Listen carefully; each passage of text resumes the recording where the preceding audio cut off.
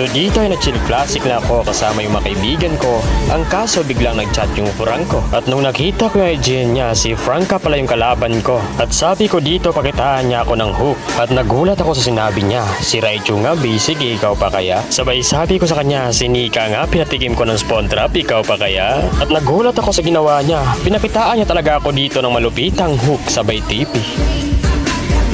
At di pa talaga siya nakontento dito. Na-hook na pa talaga ako.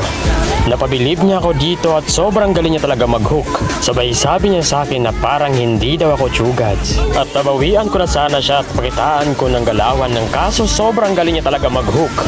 Sabay sabi ng Franca freestyle. At dito gustong gusto ko na talaga siyang bawian ng kaso sobrang galing talaga niya mag-hook. Ang lala mo, Franca.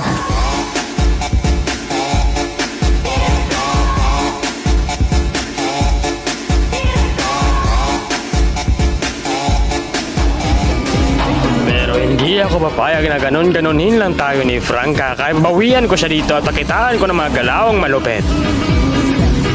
At dito, di niya alam na pinagmamasdan ko lang siya habang siya umuwi kaya tinulungan ko na siya. Nagagalingan at bumibilib ako sa iyo, Franca. Pero yung mali mo, masyado mong minamaliit ang isang Vintisi.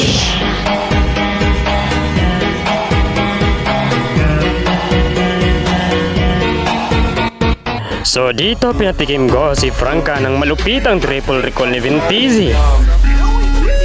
Napitas ko siya dito sabay sabi niyang cheater daw ako. At nagulat ako sa ginawa ni Franca dito. Bigla niya ako na one hit hook. At sa part na to akala ko hindi niya ko kayang spawn trap pero mali ako nang inakala. Kaya din pala gawin ni Franca.